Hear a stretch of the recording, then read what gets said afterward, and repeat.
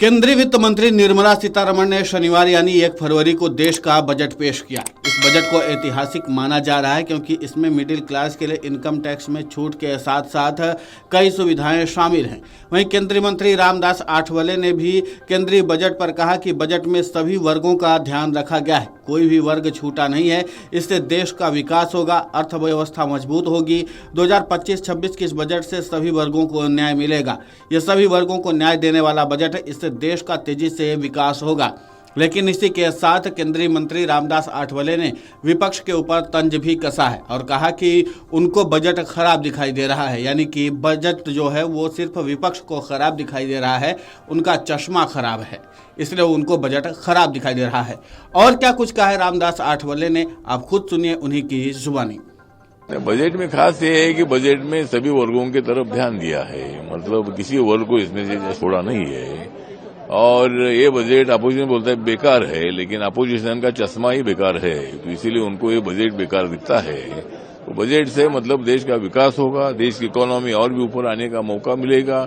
माननीय नरेंद्र मोदी जी के नेतृत्व में 2025-26 का जो बजट है आदरणीय निर्मला सीतारमण जी ने पेश किया है और इस बजट के माध्यम से सभी वर्गों को सही न्याय देने की भूमिका रखी है। बिहार के लिए नया पैकेज भी दे दिया है और बिहार का इसलिए दिया है कि भाई बिहार एक बड़ा स्टेट भी है, नीतीश कुमार जी का बहुत बड़ा योगदान हमारे सरकार में है और इसीलिए बिहार को अच्छा पैकेज भी दे दिया है। और हमारे महाराष्ट्र को भी इसमें न्याय में मिला है। महाराष्ट्र में मुंबई हमारी आर्थिक राजधानी भी है और महाराष्ट्र के लिए भी मतलब अच्छा जो अनेक डिपार्टमेंट का बजट अच्छा मिला है।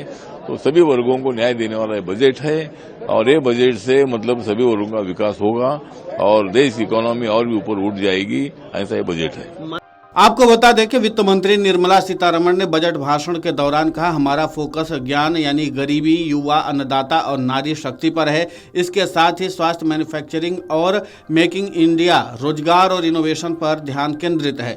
साथ ही कृषि निर्यात पर हम काम कर रहे हैं। हमारा उद्देश्य विकसित भारत बनाने पर है। पीएम मोदी के नेतृत्व में इकोनॉमी को गति देंगे, ये विकसित भारत का बजट है। उन्होंने किसानों के लिए धन धान्य योजना का ऐलान किया है। उन्होंने कहा कि किसानों के लिए प्रधानमंत्री धन धान्य योजना शुरू की जाएगी। इसके अलावा किसान क्रेडिट कार्ड की लिमिट बढ़ाकर 5 लाख की गई है। उन्होंने कहा कि बजट सरकार के विकास को बढ़ाने, सभी के डेवलपमेंट और मिडिल क्लास की क्षमता को बढ़ाने के लिए समर्पित है। हमने इस सदी के 25 साल पूरे किए हैं और हमारी विकसित भारत की उम्मीदों ने हमें प्रेरणा दी है। निर्मला सीतारमण ने बजट पेश करते हुए कहा कि हमारी अर्थव्यवस्था सभी प्रमुख वैश्विक अर्थव्यवस्थाओं के बीच सबसे तेजी से बढ़ने वाली अर्थव्यवस्था है। पिछले 10 वर्षों में हमारे विकास के ट्रैक रिकॉर्ड और ढांचागत सुधारों ने विश्व का ध्यान हमारी ओर खींचा है। इस अवधि के दौरान भारत की योग्यता और सामर्थ्य में भरोसा बढ़ता गया है। अगले 5 वर्षों में सभी क्षेत्रों के संतुलित विकास में तेजी लाते हुए सबका विकास को साकार करने के अद्वितीय अवसर के रूप में देखते हैं। वित्त मंत्री ने कहा कि मेक इन इंडिया, एम्प्लॉयमेंट और इनोवेशन, एनर्जी सप्लाई, स्पोर्ट्स का डेवलपमेंट और एमएसएमई का विकास हमारी विकास यात्रा में शामिल है और इसका ईंधन रिफॉर्म्स है। इस कार्यक्रम में 1.7 करोड़ किसानों को मदद की संभावना है। ग्रामीण संपन्नता और अनुकूलन निर्माण राज्यों की भागीदारी से शुरू किया जाएगा। कौशल निवेश से कृषि में रोजगार का सुधार होगा। इसका मकसद ग्रामीण क्षेत्रों में विकल्प पैदा करना है। युवा किसानों, ग्रामीण महिलाओं और छोटे किसानों पर ध्यान केंद्रित किया जाएगा। पहले चरण में 100 विकासशील कृषि जिलों को शामिल किया जाएगा। उन्होंने आगे बताया कि खाद्य तेलों में आत्मनिर्भरता के लिए सरकार राष्ट्रीय तेल मिशन को चला रही है। 10 साल पहले हमने ठोस प्रयास किए थे और दलहन में आत्मनिर्भरता प्राप्त की थी।